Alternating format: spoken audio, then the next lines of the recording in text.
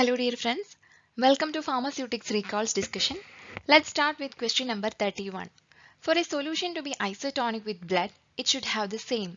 The options are salt content, pH, fluid pressure, osmotic pressure, specific gravity. So here the correct answer is option D, that is osmotic pressure. Solutions with the same osmotic pressure as blood are usually isotonic with blood. Next question.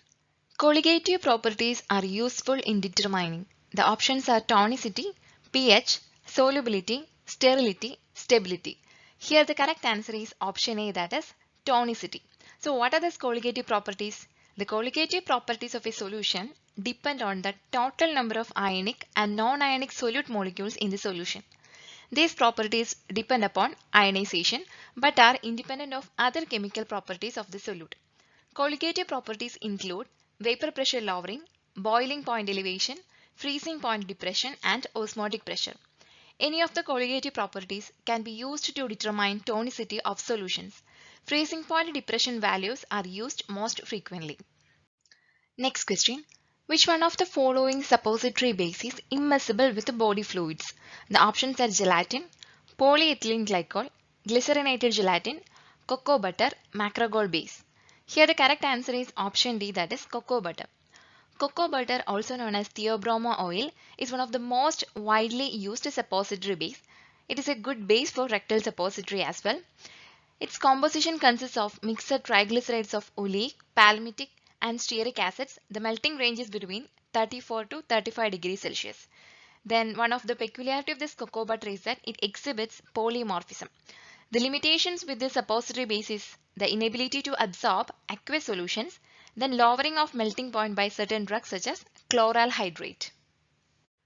Question number 34. Total parenteral nutrition fluids should be stored. Options are between 2 to 8 degrees Celsius, in the freezing compartment, in a cool place, between 15 to 25 degrees Celsius, at 37.5 degrees Celsius. So here the correct answer is option A, that is TPN fluid should be stored between a temperature of 2 to 8 degrees Celsius. Parenteral nutrition is the intravenous administration of nutrition outside of the gastrointestinal tract. So TPN, also known as total parenteral nutrition, is when IV administered nutrition is the only source of nutrition the patient is receiving. Total parenteral nutrition is indicated when there is impaired gastrointestinal function and contraindications to enteral nutrition. TPN is a mixture of separate components which contain lipid emulsions, dextrose, amino acids, vitamins, electrolytes, minerals, and trace elements. Clinicians should adjust TPN composition to fulfill individual patients' needs. The main three macronutrients are lipids emulsions, proteins, and dextrose. All TPN formula bags should be stored in the refrigerator in a temperature between 36 degree Fahrenheit to 46 degree Fahrenheit, that is 2 to 8 degrees Celsius. TPN is most commonly administered through a central line. It can also be administered through a peripheral or femoral line.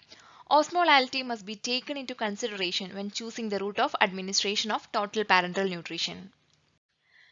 Next question. Spans and tweens are. The options are anionic surfactants, phospholipids, non-ionic surfactants, glycosides, none of the above.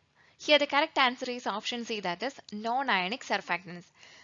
So this spans and tweens are a group of non-ionic surfactants that has been used widely is a kind of alkyl esters such as sorbitan fatty acid esters, they are known as spans, and polyoxyethylene sorbitan fatty acid esters, they are known as tweens. So the spans and tweens, both these are non-ionic surfactants or surface active agents.